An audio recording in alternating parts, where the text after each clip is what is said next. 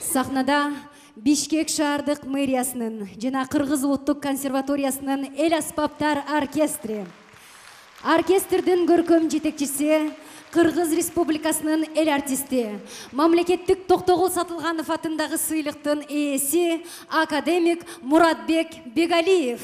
Оркестрдин башкы дирижеру Кыргыз Республикасынын эл артисти, Кыргыз өкмөтүнүн мамлекеттик жаштар сыйлыгынын ээси, республикалык жана эл аралык конкурстардын лауреаты Бакыт Тилегенов.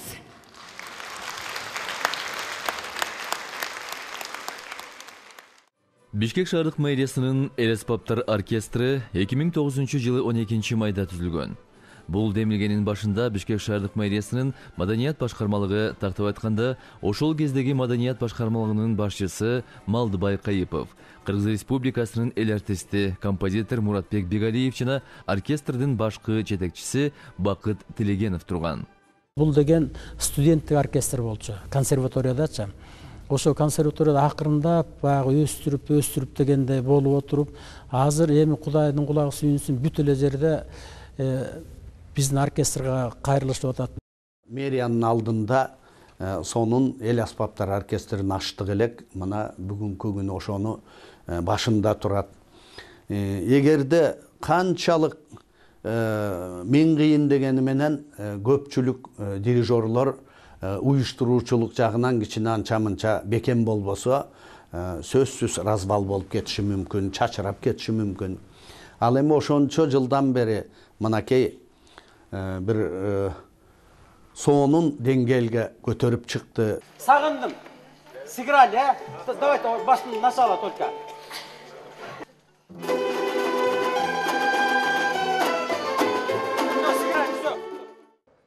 Оркестрдин тобун 75 музыкант аспапчылар түзүп, курамына Кыргыз улуттук консерваториясынын жаш окутуучулары, аспиранттары жана консерваториянын бүтүрүүчүлөрү кирген. Оркестрдин орточо жашы 25 жаш. Бийик максаттарды багындыруу үчүн оркестр ар дайым чыныгы жаштык кайраткерлик, чыгармачылык менен изденүүдө.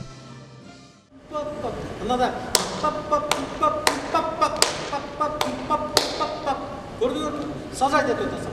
Еще немножко. Бар. И.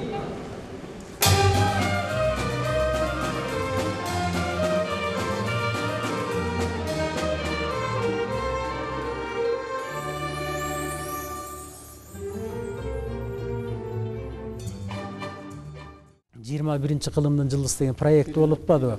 Теледолборчу. Ошондо эң башында жан дуюн деп отуруп туруп, башында мен оркестримди тамашалап айтчым, биз азыр эч кимге таанылып элекпиз. Бар ойно десе да ойношубуз керек. Депчи азыр уже биз тандап баштайбыз, убакыт келген. Ошол келди. Анан ошондо айланай бир 200 ырчы келди го.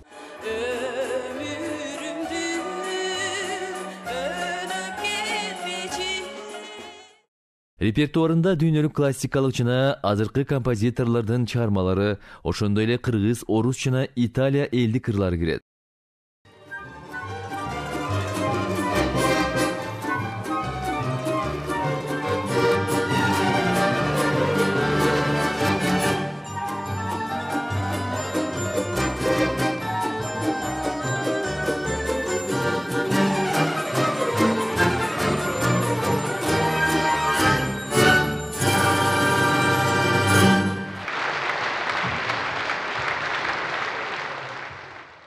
Мисалы үчүн бул классический опера бүт эмелер болсо өмүр бою жумуш жүрө берет. Себеп деген канча деген великилери кылым караткан спектакльдер бар, туурабы?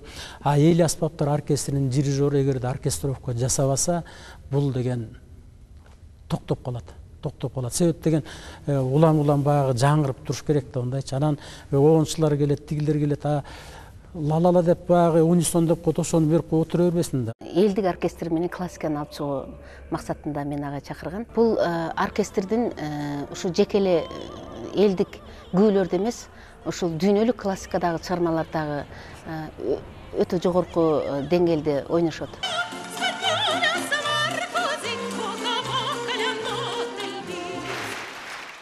Илгери баягы Жумакматов ушундай болчу.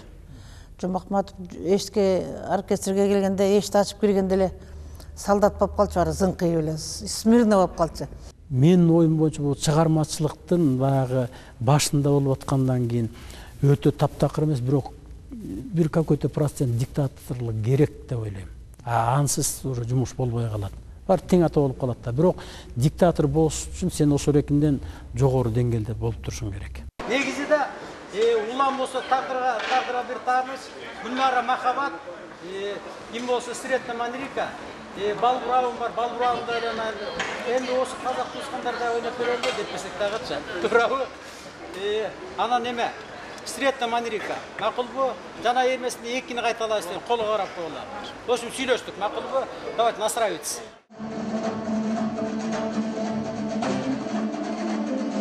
Бишкек шаардык мэриясынын эл аспаптар оркестры көптөгөн мамлекеттерде концерттик иш-чараларга катышкан. Ошондой эле бир нече эл аралык конкурстардын лауреаты. Жубанов Көктөмү эл аралык фестивалда гран-при баш байгени жеңип алган.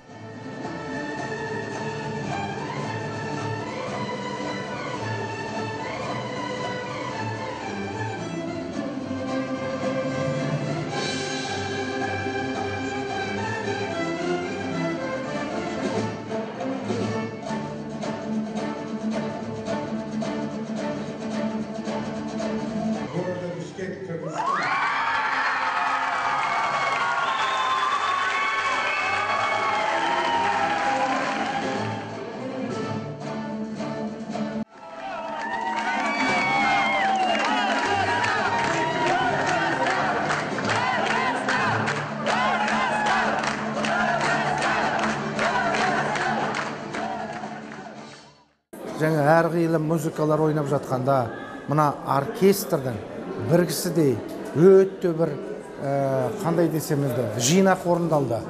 Әрине бұл енді дирижерға байланысты. Очень красивые оркестровки.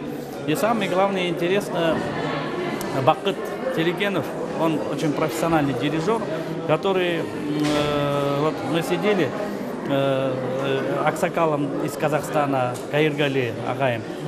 Мы сидим и говорим, он оркестру не мешает, он дает возможность, вот, точно показывает, ну, некоторые бывают дирижеры, сами себя там показывают, а здесь, да, а он оркестру в нужный момент показывает, отдает возможность играть оркестру.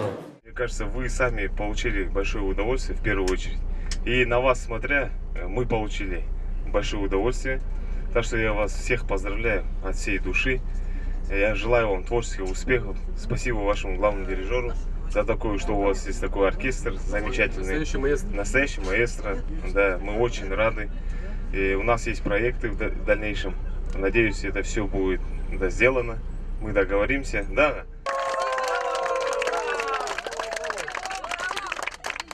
Дорогие друзья, на сцене сводный оркестр. Дирижеры. Народный артист Кыргызской республики Бакыт Телегенов и лауреат конкурса «Алтын Тайыкша» Берег Ураза, город Костанай.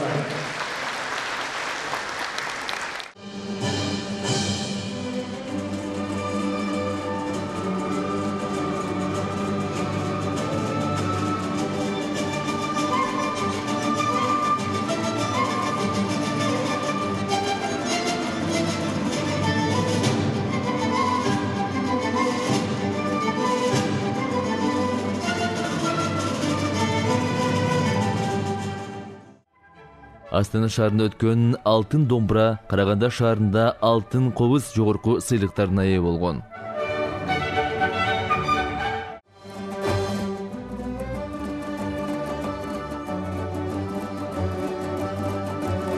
Ал эми легендарлуу казак элинин Курмангазы атындагы Академиялык эл аспаптар оркестры тарабынан уюштурулган эл аралык фестивалда 80-85 жылдык өмүрү бар оркестрлердин ичинен эң жаш болсо да эң жогорку баага татыган.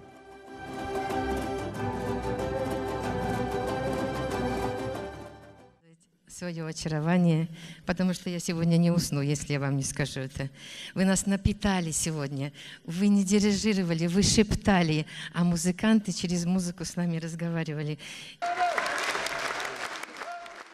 Осындай маэстроны мақтаңыздар, қуаныңыздар. Мен әр уақытта осы кісіні сыйлаймын, ардақтаймын. Үлкен дирижер, бәріміз қазақстандықтар осы кісіні көп сыйлайды. Біз қанша жыл бойы жюриде бірге жүрміз, қанша фестивальда бірге жүрміз. Оркестр ошондой эле республикадагы уюштурулган маданий иш-чаралардын үзбөй катышуучусу. Концерттик коюмдар менен алыскы ар аймактарда болуп, элди маданий жактан тейлөөдө тынымсыз иш жүргүзүп келет. Ош жергесинде көп жылдан бери барбаптыр да оркестр, онда эле биз барганда мына 2-3 жыл катар барганда тим эле ушундук. Ошол жерден кетирбей, где-то 2-3 сааттык концерттер болсо дагы кетирбей, эмне үчүн ас деп атканы. Жалал Абад жерин, андан кийин мына Нарын жергесин бүт кыдырып чыктык.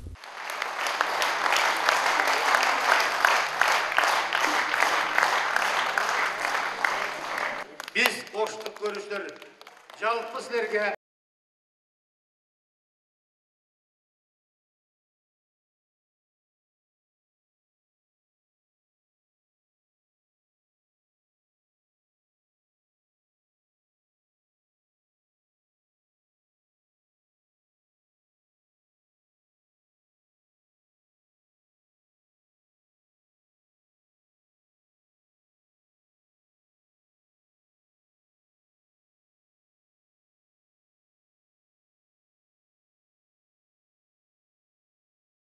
эл аспаптар оркестрин бул эмне мен деген классикмин деп көпчүлүгү өзүнүн балким элдик жака тишип өтпөйт. Көп көңүл бурбайт.